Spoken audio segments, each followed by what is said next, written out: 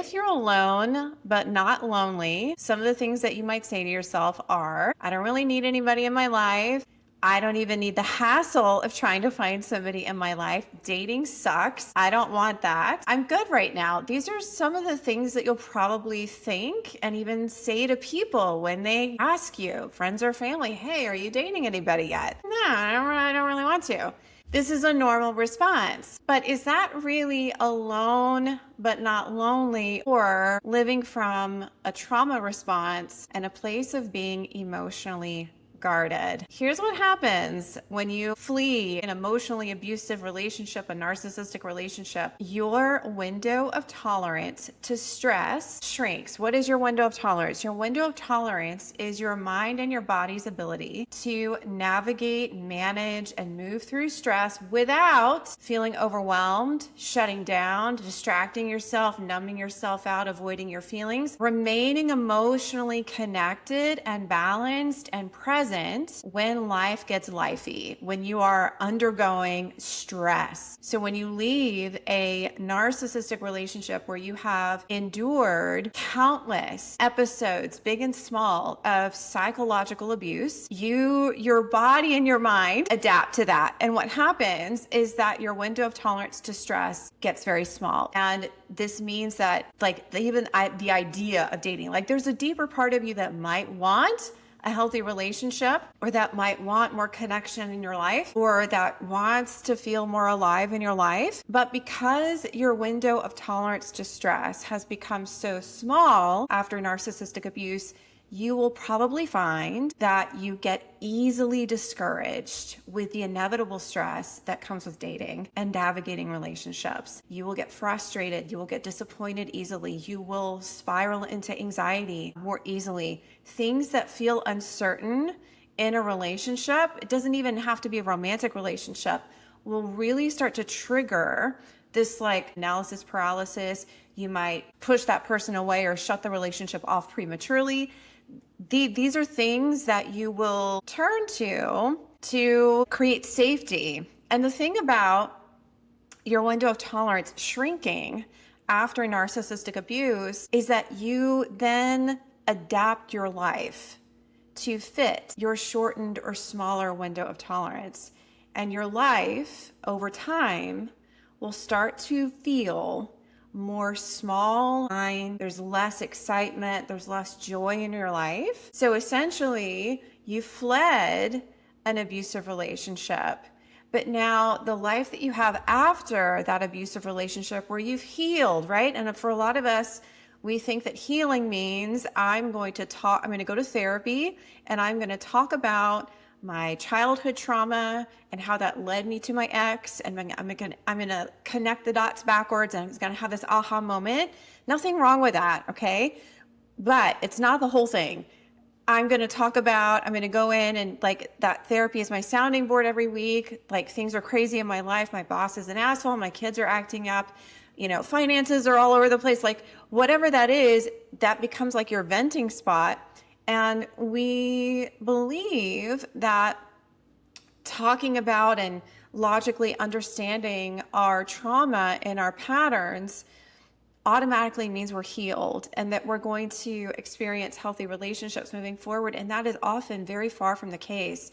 Most of the time, what we end up doing is we reorganize our life in a way that fits our shortened window of tolerance, and our life feels smaller. And the thing about having a shortened window of tolerance is that we subconsciously do things to keep it that way, because subconsciously in our mind and in our nervous system, that small window of tolerance to stress and introducing anything new in our life, living like that is a sense of safety, but it's really a false sense of safety. And what happens is that to maintain this small window of tolerance after narcissistic abuse or relationship trauma is that we develop things that fall into the bucket of avoidance coping. We develop coping skills. Now, some people are like, coping skills are healthy. Yes and no. If you've had narcissistic trauma, if you have childhood trauma, and then you married a narcissist, whatever the case may be, your coping skills are most likely going to be dysfunctional in some way. They're going to be like self-soothing initially, but in the long run, they're just perpetuating your hidden dysfunctional patterns. So ways that a lot of people adapt avoidance coping into their life to keep their window of tolerance really small and tight and their life feels smaller and smaller is they turn to chronic busyness. Your nervous system and your mind get reshaped after a traumatizing relationship. And one of the manifestations of that afterwards is that you will probably be high achieving and successful in your career. What's really driving that motivation is feelings of unworthiness, feelings of fear, feelings of anxiety, a brain and a body that is still trapped in fight or flight mode, fight, flight, freeze, or fawning mode, people pleasing. Like you're going to feel like you never have enough time in the day. It's always one thing after the other. Like it's just like life feels overwhelming. Being a workaholic is another way that this manifests. Doom scrolling at night before bed. You're going to go to bed at 8, but then you stay up for 3 hours scrolling on TikTok, numbing yourself out.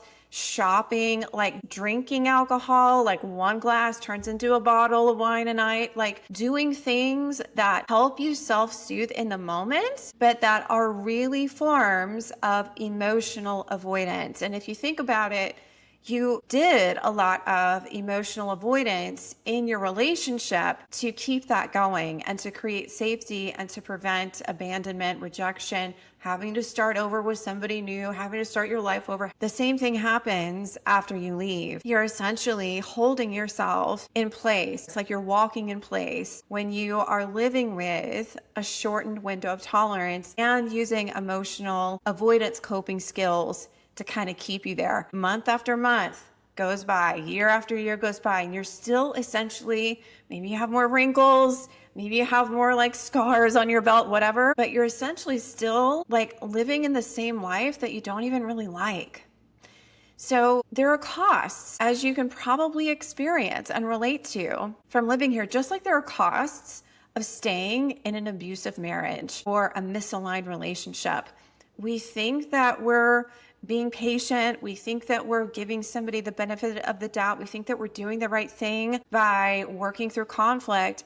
And abusive relationships, as you know, are not all bad. There's often a lot of good times, and that's what makes it so difficult to see the forest for the trees and to really feel convicted in the truth that it's the right thing for you to leave. The same thing happens in our lives after emotional abuse. We'll come up with all kinds of rationalizations to keep ourselves in this holding pattern. And one of the biggest costs of living here is that your life just generally feels small. You don't really have any goals, or if you do, you probably are abandoning them fast, or you're probably changing your mind fast, or you're not feeling motivated. And again, when we have goals in life, when we have a stretch goal, when we have a destination that we want to reach in life, what is that going to bring up? Stress. Like anytime that you think about going to the gym and lifting weights, you're stressing your muscle so that it grows bigger.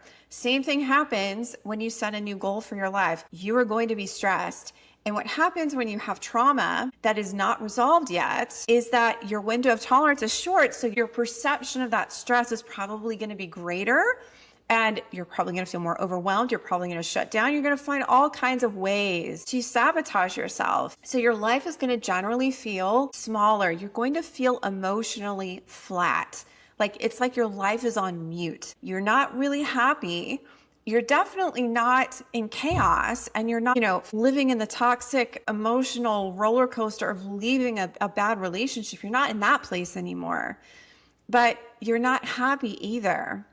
You don't really experience joy. Maybe when you watch something funny on YouTube, I don't know, but like really, if you're honest with yourself, there isn't a lot of joy in your life. And if you do find people that you get into conversation with or are in relationship with that are super happy, you'll probably feel suspicious and like maybe even start to criticize them because that's weird. Why are they so happy, right? You'll actually start downsize it. to match where you're living emotionally. So you're going to feel emotionally flat. Joy is going to be fleeting, if at all. You're probably going to sabotage anything that joyful that happens, or if you do reach a goal and you haven't resolved and learned how to widen your window of tolerance to stress after trauma, you're probably going to sabotage any goal that you do reach, because when you reach a goal and you're still with a short window of tolerance, your mind and your body are going to perceive that as a threat, and you're subconsciously going to find things to do to bring yourself back to what you know. You're going to normalize disconnection. You'll have friends, but they're going to be more like surface level friends or acquaintances. If you do date, you're not going to get very far in terms of developing anything serious or emotionally intimate with anybody. You could be falling apart inside emotionally, and nobody would ever know that's what you're experiencing, because you've probably become so good at keeping up the facade of being a strong, independent person, right? But probably the biggest cost of living here is that you start to believe that this is just who you are now. And that's scary. You start to believe that this is all there is for you. If you were in a marriage, your identity became heavily focused on being a spouse or a mom or dad, right? Your identity got so wrapped up in that. And when you leave an abusive or narcissistic relationship, your identity then becomes a narcissistic abuse survivor. And that's heavily like your experience. That's like what we all seek belonging in life. And your identity becomes, my ex was a covert narcissist. This is me. I'm raising my hand. Let me find other people that have experienced this. Let me talk about it. Let me find groups that I can be a part of, right? And so we build our identity around that. And then as you heal more and you get further away from that relationship and your life gets smaller and smaller because you're basically still living with a trauma response, you start to believe that this is all there is for me and that I might as well just accept this is it. One of the leading causes of premature death is people who feel disconnected and lonely, right? They say, even though right now you're watching this and you're like, I don't feel lonely. Yes, I get that. And there's nothing wrong with living from the place of alone but not lonely. The thing that we need to pay attention to is when you start to bring in the idea of deeper relationships, are you telling yourself, people disappoint me, there's no good men in my area, it's too much of a hassle? When you start to say things like this is usually an indicator you still have trauma you haven't dealt with yet. Not having close relationships in your life and only leads to emotional exhaustion, a lot of overwhelm, a lot of resentment in your relationships, because you're probably taking on more than you need to because you don't feel safe opening up and letting somebody help you or trusting somebody with your feelings, right? And rightfully so. But there's so much research out there. Lack of quality relationships is one of the leading causes or things that worsen health conditions, mental illness. Loneliness is the equivalent to smoking 15 cigarettes a day. If you're coping, you're probably using avoidance coping to avoid feeling lonely. You're chronically busy. You're a workaholic. You've built your career to amazing heights that you could have never built before had you stayed with your ex. I get it. But there's probably quiet moments in your life that you don't like where you realize this isn't it. I'm not happy. Why am I not happy? I feel like I've healed, but I'm still dating all the wrong people. I still feel alone. I still feel like I'm kind of like an outsider. This is all an indicator that there's more for you, that you can overcome your trauma. You can heal the lingering bits of hyperindependence and the way that your body has adapted. Trauma, people think that trauma is something like an event or a marriage, a toxic relationship that happened to them. Yes, that is traumatizing, but that's not what trauma is. Trauma is the physiological response you have to that traumatic event or that traumatic relationship. It's your physiological response that you carry with you for years after that happens. That physiological response lives on in you and it shapes your entire life. It impacts your relationships. It impacts your physical health. It impacts your mental health, the relationship with yourself. And as I've talked about in this episode, it definitely can create a scenario where you feel trapped in your own life. You might have felt like a prisoner of an abusive relationship or marriage before, but now you've trapped in this life that was supposed to be healing. Like you feel like I've healed, I've done everything right. Why am I here? That is the impact of unhealed relational trauma. What is it that creates a wider window of tolerance? The number one thing is being uncomfortable, learning how to be uncomfortable, just like effort, and not effort in I'm going to work 16 hours on my business, not that kind of effort. The effort in places where you're avoiding, which means allowing yourself to be more vulnerable with people, having a regulated nervous system on a day-to-day basis. If you're watching this right now and this is landing for you, you're probably running on anxiety during the day. You're probably feeling like, again, I don't have a lot of time. There's too many things on my plate, not enough time to do it. Your friendships might feel a little strained. The relationship with your kids might feel strained. You might feel stuck in your career on some degree. Those are all things that are going to cause you to be emotionally dysregulated. So step number one is learning how to regulate your nervous system. Your nervous system is such a hot topic right now, like narcissistic abuse, but there's truth to this. Your body has kind of a mind of its own. And so even though you've learned a lot about narcissistic abuse and your own attachment style, in relationship moments every single day, you're probably still reacting from an old place.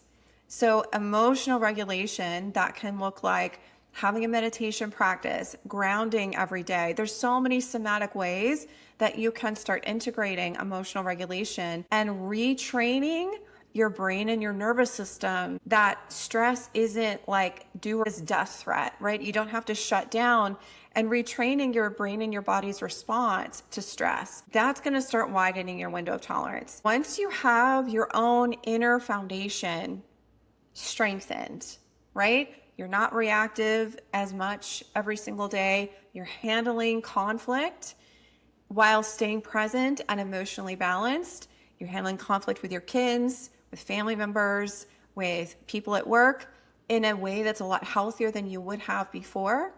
Then you start widening that window of tolerance even more and date and bring that version of you into dating.